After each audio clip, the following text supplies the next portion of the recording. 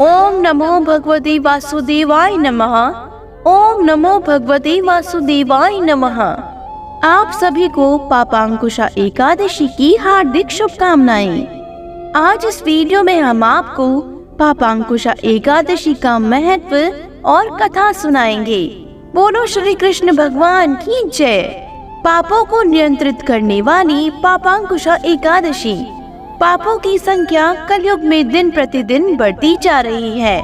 इस संदर्भ में महाराज युधिष्ठिर भगवान श्री कृष्ण से प्रश्न पूछ रही हैं और यह प्रश्न वह अपने लिए नहीं बल्कि कलयुग में जी रहे ऐसे लोगों के लिए जो अधिकतर समय पाप प्रवृत्ति में लिप्त कर रहे हैं। तो उनका उद्धार कैसे होगा? इस प्रश्न का उत्तर स्वयं श्री कृष्ण देते हैं। चलिए सुनते हैं भगवान श्री कृष्ण और युधिष्ठिर की अत्यंत महत्वपूर्ण चर्चा। इस चर्चा को ध्यान पूर्वक अंत तक जरूर सुनिए। युधिष्ठिर जी ने भगवान श्री कृष्ण से पूछा, हे मधुसूदन, अश्विन माह के शुक्ल पक्ष में कौन सी एकादशी आती है?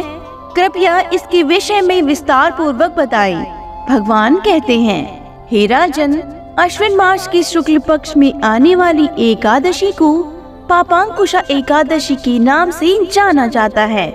यह एकादशी इतनी पवित्र है, वह मनुष्य के समस्त पापों के ऊपर अंकुश लगाती है और इसलिए इसे पापांकुशा एकादशी के नाम से जाना जाता है।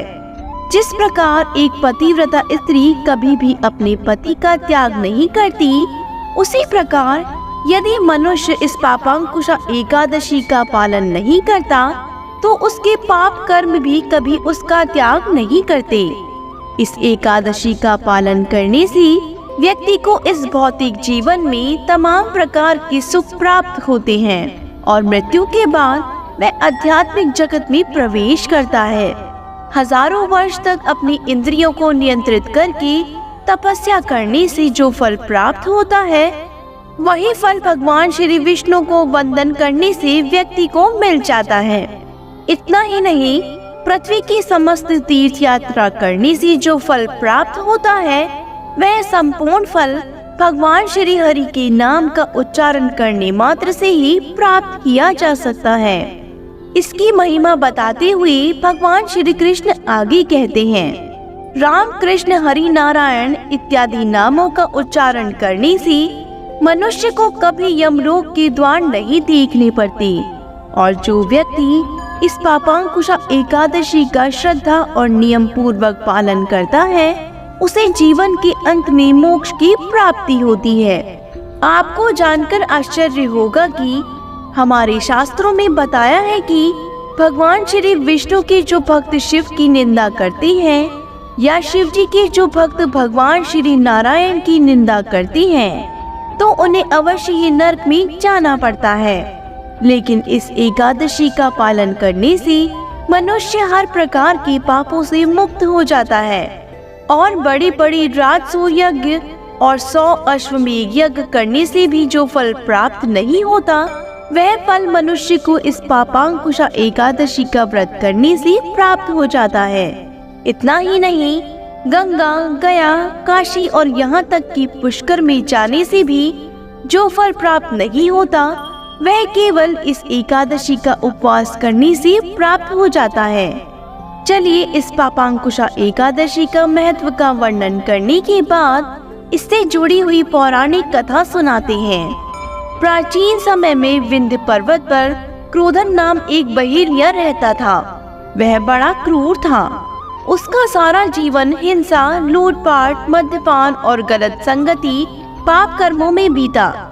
जब उसका अंतिम समय आया, तब यमराज के दूत बहेलिये को लेने आए और यमदूत ने बहेलिये से कहा, कल तुम्हारे जीवन का अंतिम दिन है, हम तुम्हें कल लेने आएंगे। यह बात सुनकर बहेलिया बहुत भयभीत हो गया और महर्षि अंगिरा के आश्रम में पहुंचा और महर्षि अंगिरा के चरणों पर गिरकर प्रार्थना करने लगा, हे ऋषिवर, मैंने जीवन भर पाप कर्म ही किए हैं। कृपा कर मुझे कोई ऐसा उपाय बताएं जिससे मेरे सारे पाप मिट जाए और मोक्ष की प्राप्ति हो जाए। उसके निवेदन पर महर्षि अंगिरा ने उसे अश्विन शुक्ल की पापांकुशा एकादशी का विधि पूर्वक व्रत करने को कहा। इस प्रकार विधिवत व्रत पूजन कर भगवत कृपा से विष्णु लोक को प्राप्त किया। शांताकारं भुजगशयनं पद्मनाभं सुरेशं विश्वाधारं गगनसदृशं मेघवर्णं शुभांगं लक्ष्मीकान्तं कमलनयनं योगिविद्यानगम्यं वन्दे विष्णुं भवभयहरं सर्वलोकीकनाथं वन्दे विष्णुं भवभयहरं सर्वलोकीकनाथं। बोलो ओम नमो भगवते वासुदेवाय नमः। हमारी वीडियो में अंत तक बनी रहने के लिए आपका बहुत बहुत धन्यवाद। अगर आपको हमारा वीडियो पसंद आया हो तो हमारे वीडियो को लाइक, शेयर एंड सब्सक्राइब जरूर करें।